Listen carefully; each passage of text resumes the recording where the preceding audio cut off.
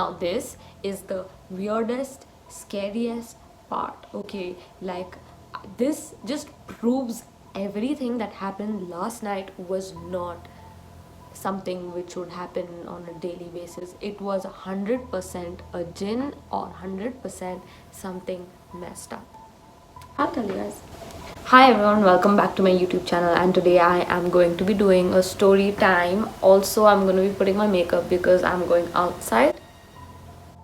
I'm not. I'm just going to be doing my makeup.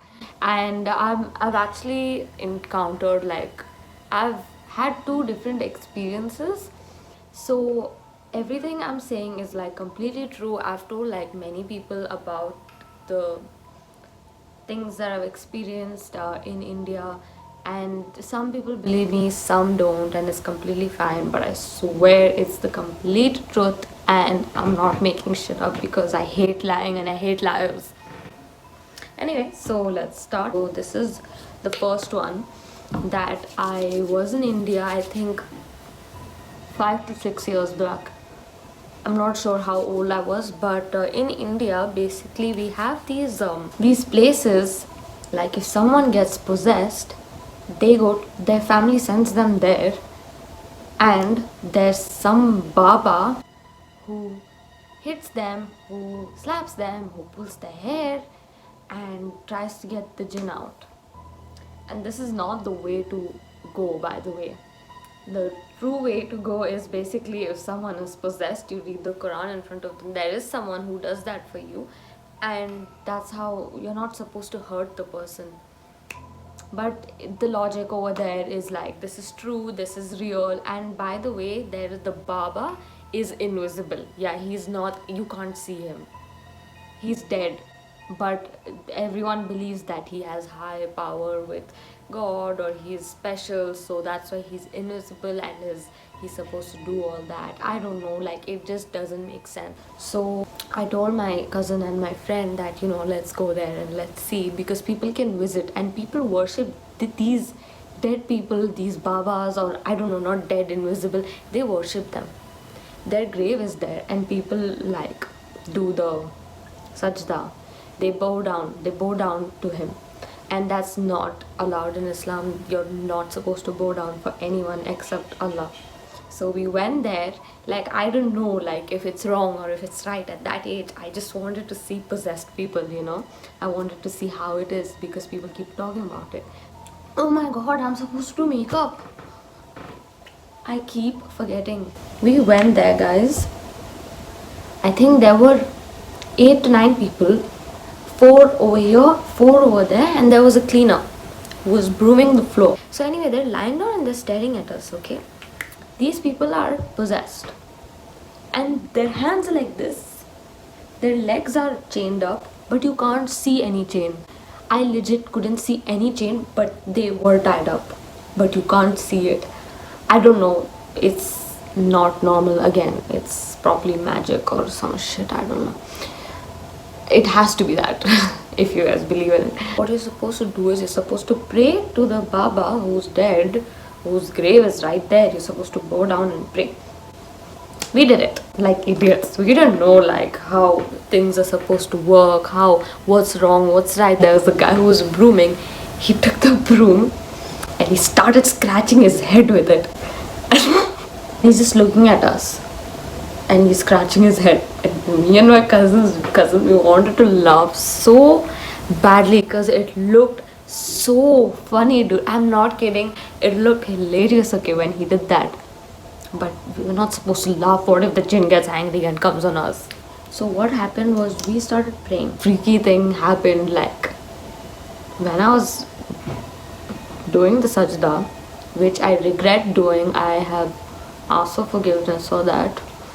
When I was doing that, the girl who was possessed, who was behind me on the floor, was staring at my feet, and she was like, wow, she has such good feet. And I got scared because they're all old and they're not normal, they're possessed, and they're looking at my feet and they like it. And I got scared because, what if, like, if the jinn likes my feet, he'll just come and, possess me on top of that. Like, what am I gonna do then? But then I just got up and I got freaked out and I left, like, we left that place. And I went home and we told our parents, and our moms yelled at us so much for going there. Like, why did you go there? You're not supposed to go there. You know that, if something happens, they can just possess, they can just come on you. And we were like, yeah, whatever and stuff. But like this, I just wanted to bring this out because this happens a lot in India and probably in other countries, Pakistan and stuff also. And I don't know where all it could happen, but it's not the right way to do it. When someone is possessed, you're not supposed to do all this stuff. There's no invisible person. You're not supposed to be invisible. People are not supposed to bow down on you in Islam. No one's supposed to bow down on anyone except God. Where is my whatever. So I've basically just seen a place with calm people lying down, but they're possessed. But my aunt and my uncles actually have seen people who are possessed and they're running around, and the Baba is pulling their hair and hitting them with like sticks and yelling and telling them what's your name, why you here, and they just keep hitting them. They cut their hair, they do all sorts of weird stuff, like they really torture the person, and the person feels it later on. It's so traumatic. Like, that's not the right way, and I actually feel bad for everyone who doesn't know this, because throughout my life I'm just seeing people casually doing this, people casually talking about it. No. Another thing that happened to me was, we were in a house, me and my two cousins were in a house late night, and we were sleeping there in India. And suddenly, like, we all are like, chilling, and I was not sleepy. So what I was doing was I was scaring them. I was acting like I'm possessed, and I was like scaring them, like, and they were freaked out, and it was fun for me. I was doing that for, let's say, 5 minutes, and we hear a noise. We hear that.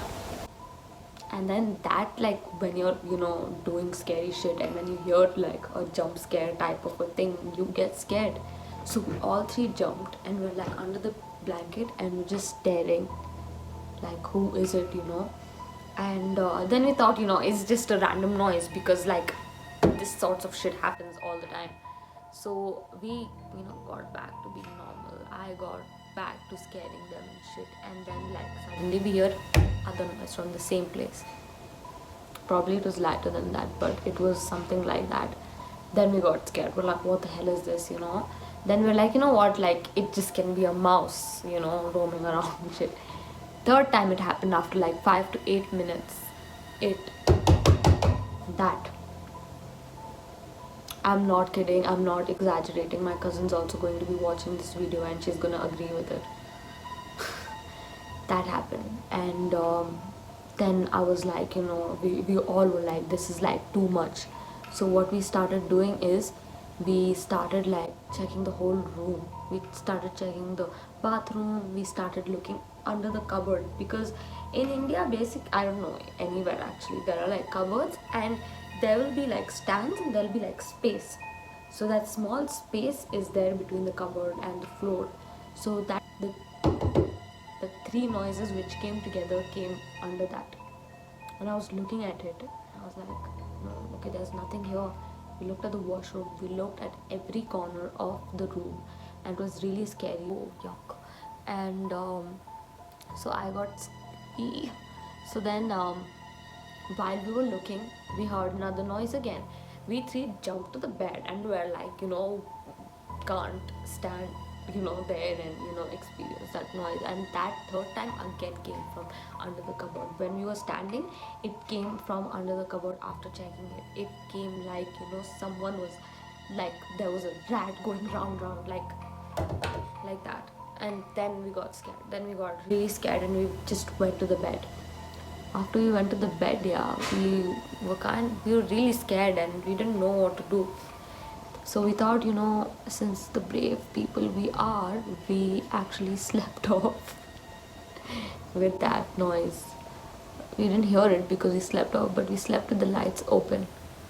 Next day, I don't know if I'm supposed to be sharing this or not. I might get into trouble, but next day we get up and we're telling like the people who own the house that we heard noises and it was really creepy and it went throughout the night. It was not normal. Is there something happening, or is there something that you know of? And we kept annoying them, and they just kept saying no, no, no. Now what rubbish, there's nothing, there's no noise, this that. Now this is the weirdest, scariest part. Okay, like this just proves everything that happened last night was not something which would happen on a daily basis. It was 100% a jinn or 100% something messed up. I'll tell you guys. They kept denying, they kept disagreeing, they kept telling us basically, no, shut up, like nothing happened, you guys are stupid. So she gets her son. One girl gets her, like she gets her son. So the son is a baby. Okay, they come to the room and she comes to that room with her son and she's feeding him something. The grandmom does that and her daughter is like, mom, you're not supposed to bring him to this room. Remember, you're not supposed to bring him to this room. And we slept in that room last night. And we're like, why can't she bring him to her room? It's just a room. Why can't she bring him there? It's a room which we all slept in. So we're kids. We're not some 40-year-olds that we could sleep there without like. They're like, no, nothing. We're like, why can't he come to the room? What's wrong with this room? It's just a room. I didn't know there were restrictions for kids to come to different rooms. And then they were just being a little bit sus. And that kind of proved our point that, something wrong was there, that her son couldn't come. And they were kind of hesitating and they were not telling us what the hell was going on. Then we went back home and we told our parents, and my mom and my other aunt was like, we told you not to sleep over there or sleep anywhere except for this house. They were like, the house there, the house next to the house apparently has like a lot of jinns and stuff. And we were like, oh, and like that room, I guess. And they were like, yeah. So they also kind of confirmed that it was something paranormal. It was a jinn thing. It was not something normal that was happening to us, and that really scared us. One more story about my uncle. I don't know. I didn't ask him if I can use this or not, but I'm gonna say it. He was in India, in the city that we live in. Oh shit! Lipstick. Oh, it's a very simple makeup look. What I'm doing. So he was in India, and he was passing by the street, and so he was going there, and there was someone covered in a blanket. And when he was walking, that guy was walking with him.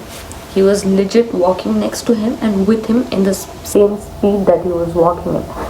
So he got freaked out, like, I'm putting my right leg in front, this guy's putting his right leg in front, I'm putting my left leg, he's putting his left leg, what the hell? And he was covered in blanket completely. So he started reading dua, he started reading Ayatul Kursi, and he kept reading it. He read them, that guy next to him disappeared. He completely disappeared. He was not there next to him.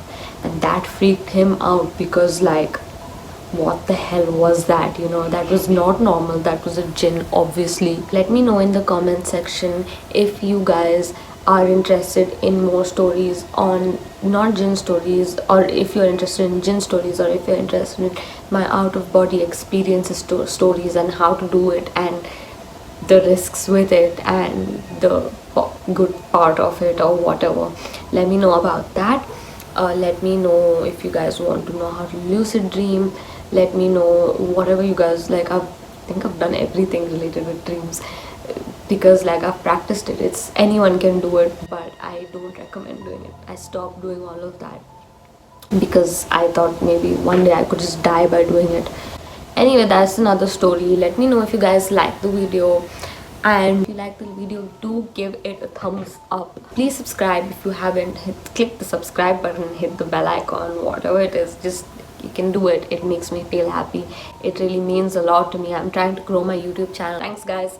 Bye. I'll see you guys next week.